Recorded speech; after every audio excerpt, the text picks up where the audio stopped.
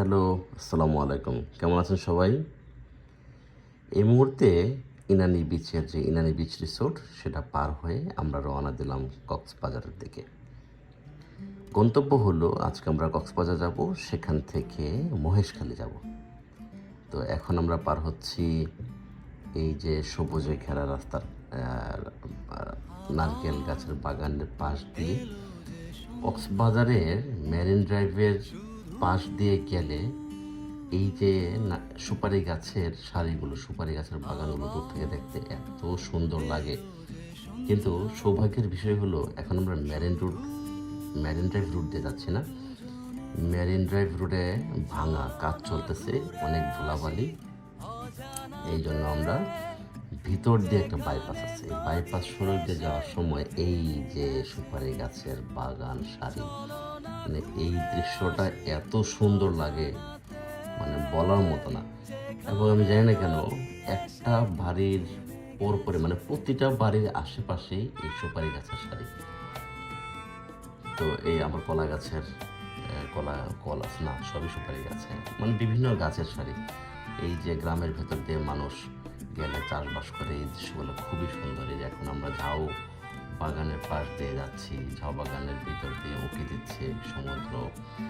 এই ব্রিজটা খুবই আইকনিক ব্রিজ। যারা মেরিন ড্রাইভ রোডে গেছেন তারা অবশ্যই এই ব্রিজটা দেখেছেন। এই ব্রিজে অনেকক্ষণ জ্যামে দাঁড়ায় থাকা লাগে। এই যে আমরা এই লোহার ব্রিজটা পার হয়ে আবার সেই সুপারি গাছ। উফ, এই মেরিন ড্রাইভ রোড দিয়ে গেলে সুপারি গাছ দেখতে দেখতে ভালো। আচ্ছা, এই যে একজন ভদ্রলোক গাছ কাটছেন, আমার খুব ভয় লাগে যে এই ডালটা কোথায় পড়বে। অবশ্য দড়ি বাঁধা দেখে মনে হচ্ছে যে এটা কন্ট্রোল করার ব্যবস্থা আছে। বিশাল রাস্তার পাশ দিয়ে আমরা যাচ্ছি। একটা ভাবনা আমার মাথায় আসছে, আচ্ছা এই যে রাস্তার দুই পাশে এরকম ধুলা জমে আছে বা মাটি জমে আছে, এইগুলোকে কি আর একটু অর্গানাইজ করা যায় কিনা? যে এর পাশে অবশ্য আমার মনে একটা সংশ্লিষ্ট কর্তৃপক্ষের পরিকল্পনায় আছে, দেখা যাক। তবে রাস্তার দুপাশের এই যে বালিগুলো, এই যে বালি মাটি, এইগুলোকে যা একটু গুছিয়ে গাছগুলো রাখা যেত তাহলে খুবই সুন্দর লাগতো। এই এখন আমরা এই যে হোটেলটা পার হচ্ছি, খুব সম্ভবত কক্সবাজার শহরের কাছাকাছি চলে আসছে না। এই যে আবার সমুদ্রের পাশে এরকম বালির মানে স্তূপ, এটা দেখতে একটু ভালো লাগে না? এই যে এই বালির স্তূপগুলো খুব বিরক্তিকর। এই যে রাস্তার পাশে বালি আর তার পাশে ঝাউ গাছ, এই বালিগুলো পরিষ্কার করার মতো কেউ নাই কি?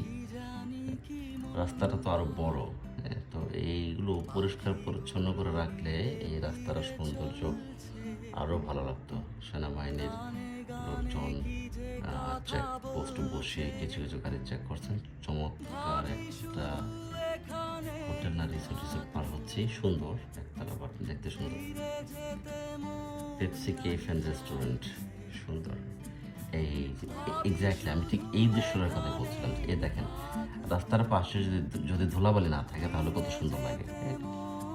তো এটা হয়তো হবে আমাদের আরেকটু কনস্ট্রাকশনের কাজ শেষ হয়ে গেলে। এই যে রাস্তার পাশে ময়লাগুলো, এগুলো দেখতে একদম ভালো লাগে না। আমাদের এই মেরিন ড্রাইভটা একটা আইকনিক একটা রোড, পৃথিবীর সবচেয়ে বড় মেরিন ড্রাইভ। মানে পৃথিবীর আর কোনো দেশে এত লম্বা সি বিচ নাই। তো এত লম্বা সি বিচ একদম বাংলাদেশে মাত্র আছে, প্রায় 80 কিলোমিটার। তো এই 80 কিলোমিটার রাস্তার পাশে যে মেরিন ড্রাইভ, তার পাশে গাছগাছালি সোজা হয়ে দাঁড়িয়ে আছে এবং মনোরম একটা দৃশ্য, মানে দেখলে শুধু দেখতে মন চায়। তো আচ্ছা, এই রিসোর্টটায় এই রিসোর্টটা থাকতে পারলে ভালো হতো, একদম সমুদ্রের পাশে।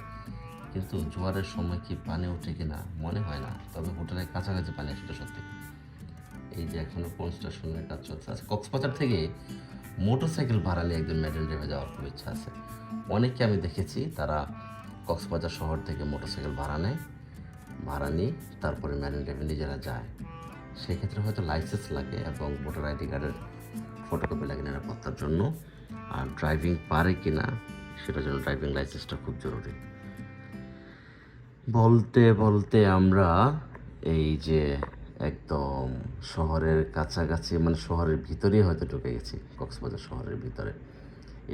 এই যে কলাতলি মোড়ে আমরা চলে আসছি। কলাতলি মোড় পার হচ্ছে এখন। এখন আমরা মহেশখালী যাওয়ার যে রাস্তাটা, সেদিকে আমরা যাচ্ছি। এই যে কক্সবাজার শহরের ভিতর দিয়ে আমরা যাচ্ছি। এখানে অন্যান্য জেলা শহর থেকে আসা বাসগুলো এখানে অপেক্ষা করছে।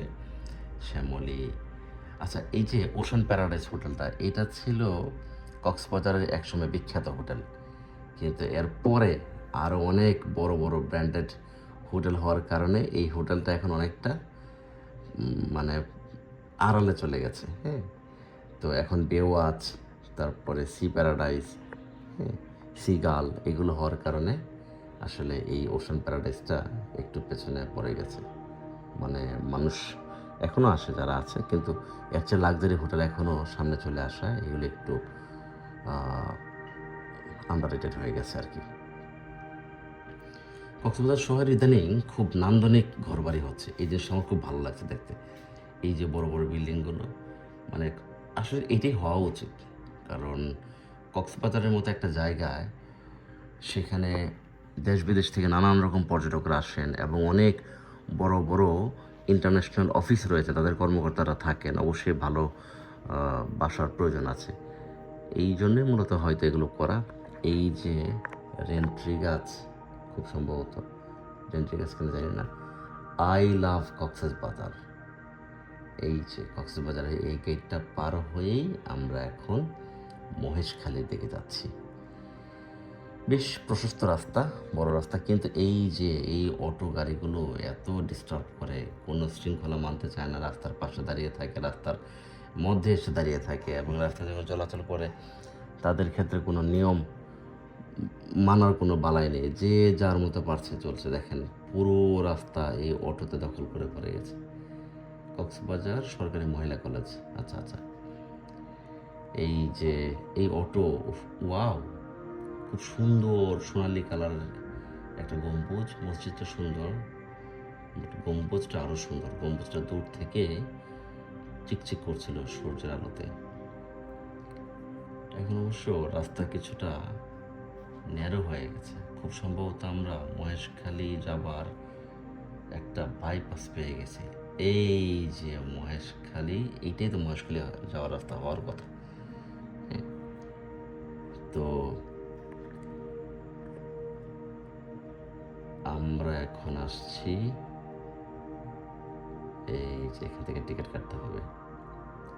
এখানে এটা হচ্ছে ঘাট, এই ঘাট থেকে টিকিট কেটে ঘাটে ঢুকতে হবে।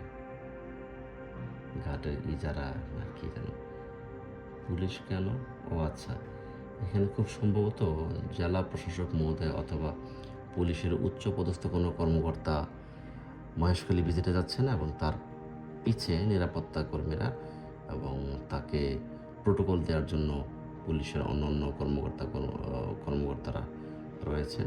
পিছনে একজন সাংবাদিকও আছে দেখছি, এটা খুব সম্ভবত ওনার সাথেই সবসময় থাকেন উনি, বিভিন্ন মিডিয়া কাভারেজের জন্য।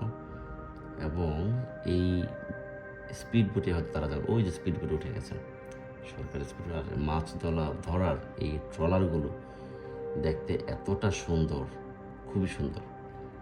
এই যে পুলিশের স্পিড বোট দিয়ে ওনারা চলে যাচ্ছেন, এই যে পুলিশের নির্ধারিত স্পিড বোট, এই স্পিড বোটে হয়তো ওনাকে প্রোটোকল দিয়ে মহেশখালী নিয়ে যাবেন। চলে গেলেন। এই যে মিডিয়ার ভদ্রলোক ভিডিও করছেন, পুলিশও ভিডিও করছেন। এই যে আমাকে দেখে উনি হাই দিলেন। আমি অবশ্য কি মনে করে যেন হাত তুললাম, উনিও সাথে সাথে রেসপন্স করলেন, এটা খুব ভালো লাগলো। আচ্ছা, ওকে, এই যে স্পিড বোটগুলো আমরা এখন দরদাম করছি। স্পিড বোটের ভাড়া যদি ঠিকঠাক হয়ে যায় তাহলেই আমরা আমাদের যাত্রা শুরু করব। এখানে অবশ্য একটা কথা বলে রাখা ভালো, বিভিন্ন জন বিভিন্ন রকমের দাম চায়। হ্যাঁ, তো একটু দরদাম করেই নিতে হয়। আবার আরেকটা বিষয় হচ্ছে, এখানে স্পিড বোট ভাড়া ফিক্সড করা আছে। হ্যাঁ, ফিক্সড করা থাকলেও এটা যে কেন যেন মানতে চান অনেক সময়। তো এখানে নির্ধারিত ভাড়া ফিক্স করা আছে, সেগুলো আপনারা কথাবার্তা বলে বা বিভিন্ন স্পিড বোট দেখে যেটা পছন্দ হয় সেরকম একটা নিয়ে আপনারা মহেশখালী যেতে পারেন। এই যে বিআইডব্লিউটি এর যে ঘাট, সেই ঘাট থেকে আমাদের স্পিড বোট 6 নম্বর ঘাটে আছে। আমরা কক্সবাজার বিআইডব্লিউটি এর 6 নম্বর ঘাটে, এখান থেকে আমাদের যাত্রা শুরু হবে।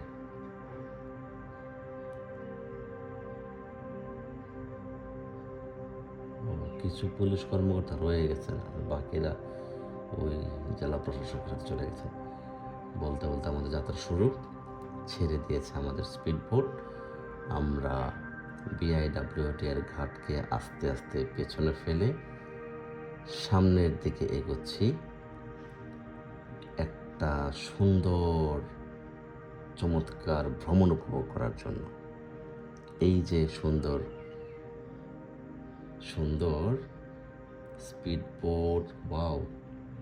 এই মাছ ধরার ট্রলারগুলো যা অসাধারণ অসাধারণ। এই যে ট্রলারগুলো, পানির মধ্যে ভেসে থাকা ট্রলারগুলো দেখতে অসাধারণ, আরও বেশি ভালো লাগে। এই যে ছোট্ট একটা নৌকায় করে মানুষটা পার হচ্ছে, এই দৃশ্যটা খুব ভালো লাগে। আমার খুব ইচ্ছে করে যে এরকম একা একা নৌকা চালাতে, কিন্তু সাহস পায় না। আর এই স্পিড বোটের দুর্দান্ত গতি, এই দুর্দান্ত গতি এর আগে বিভিন্ন জায়গায় অভিজ্ঞতা হয়েছিল। যেমন এর আগে যখন আমি স্পিড বোটে করে সেন্ট মার্টিনে গিয়েছিলাম, সেটার অভিজ্ঞতা আছে। পদ্মা পার হওয়ার সময় অভিজ্ঞতা আছে। এরপর আরও কোথায় কোথায় যেন স্পিড বোটে পার হয়েছি। তারপর আমাদের সুনামগঞ্জে যখন বন্যা হয়েছিল তখন স্পিড বোটে করে গিয়েছিলাম।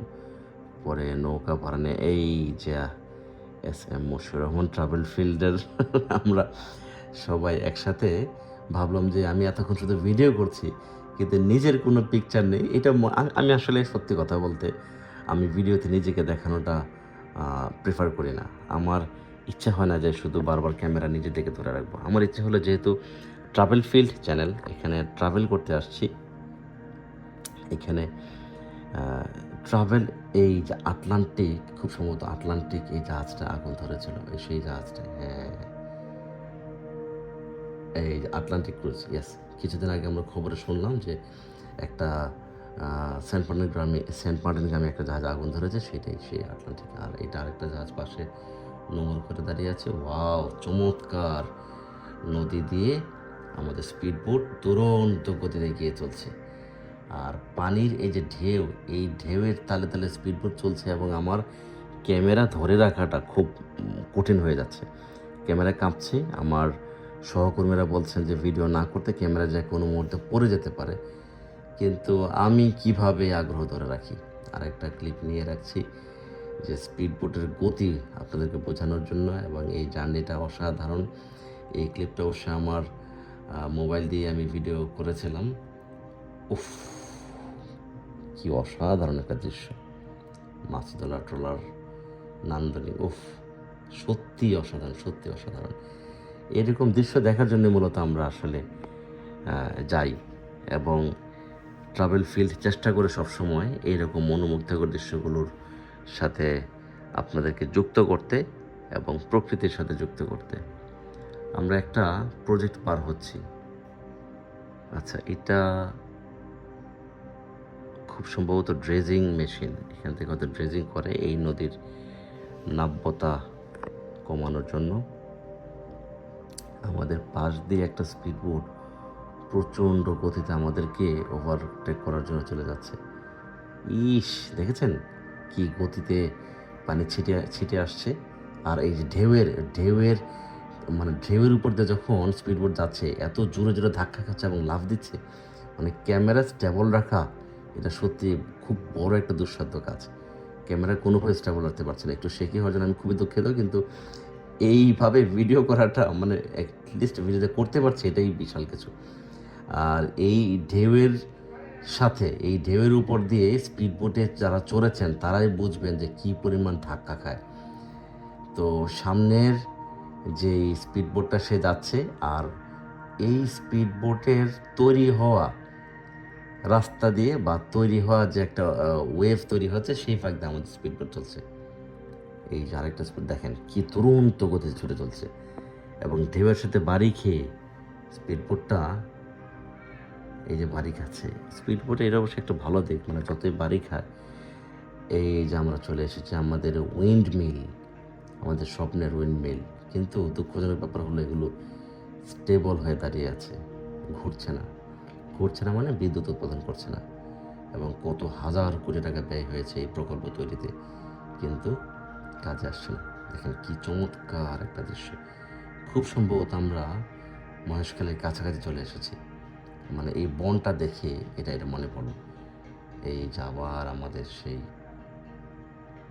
জায়গাটার নাম যেন কি ভুলে গেলাম, মাতার বাড়ি না কি যেন, মাতার বাড়ি হতে পারে, আমি আর ঠিক খেয়াল নাই, এরকম কিছু একটা হবে। এই যে আমরা চলে এসেছি আমাদের মহেশখালী ঘাটে, দেখছেন দূর থেকে কত সুন্দর দেখা যায়। আমি অবশ্যই ক্লিপটা কাটবো না, ক্লিপটা চলতে থাকুক, এই ক্লিপটা চলতে থাকুক। চলতে চলতে আমরা একদম মহেশখালী ঘাটে আপনাদেরকে নিয়ে যাব। দেখি ক্যামেরা আমি ধরে রাখতে পারি কিনা।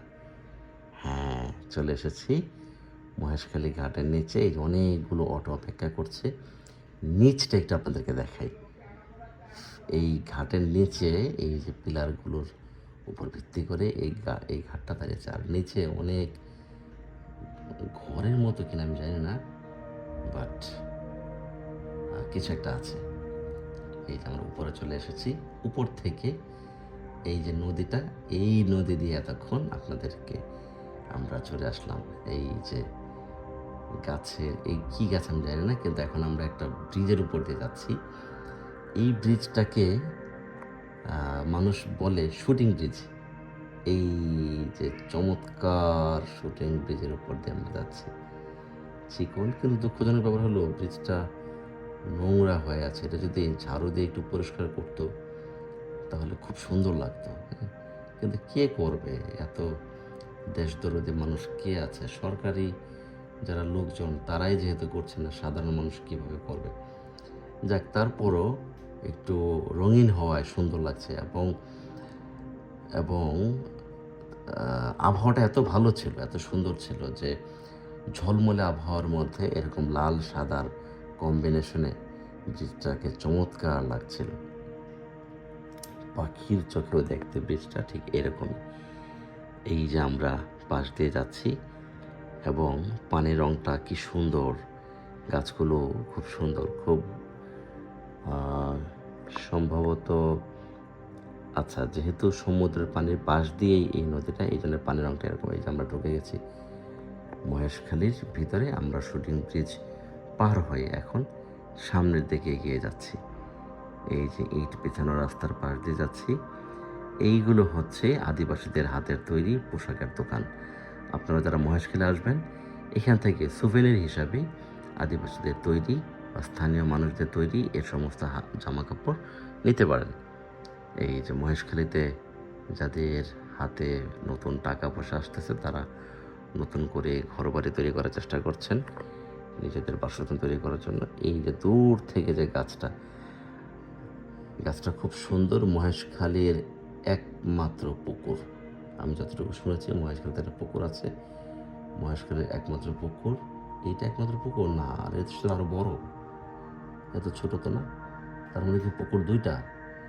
আমি তো শুনলাম যে মহেশখালীতে পুকুর একটাই, এবং এটা খুব বেশ নাম করা একটা পুকুর আছে। যাক, একদম স্থানীয় ঘর বাড়ির পাশ দিয়ে আমরা যাচ্ছি। দেখেন কি মানুষের আর্থিক অবস্থা।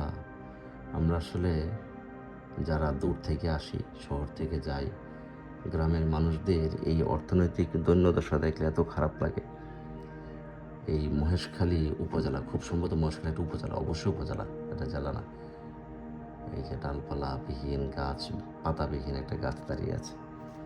এই যে ব্রিজটা পার হচ্ছি, এটা খুব সম্ভবত একটা ক্যানেল। এই ক্যানেলের উপর দিয়ে একটা ব্রিজ, এই ব্রিজ দিয়ে আমরা যাচ্ছি। কি সুন্দর একটা এন্ট্রি গাছ, দেখেছেন? এবং বেশ পুরনো, প্রায় 1-150 বছরের পুরনো এন্ট্রি গাছটা আমার স্মৃতিতে থাকুক, ধরে রাখলাম স্মৃতিটা। এই মুহূর্তে আমরা চলে এসেছি উপজেলা পরিষদের কি একটা যেন, এই যে মহেশখালীর বড় বড় পাইন গাছ, পাইন গাছের পাশ দিয়ে আমরা ঝাউ গাছ, পাইন গাছ, জেলা পরিষদ ডাক বাংলো কেন? জেলা পরিষদ ডাক বাংলো এখানে কেন হবে? আচ্ছা, ওকে। এই যে মহেশখালীর সামনে দিয়ে আমরা ভিডিওটা লম্বা করব না, যেহেতু মহেশখালী অন্যান্য স্থানে আমাদের প্রত্যেকটা স্পট নিয়ে আলাদা ভিডিও করার ইচ্ছে আছে, তাই এই ভিডিওটা আমরা এখানেই শেষ করলাম। আশা করছি আবারও কোথাও দেখা হবে। সে পর্যন্ত ভালো থাকবেন। আল্লাহ হাফেজ। আসসালামু আলাইকুম।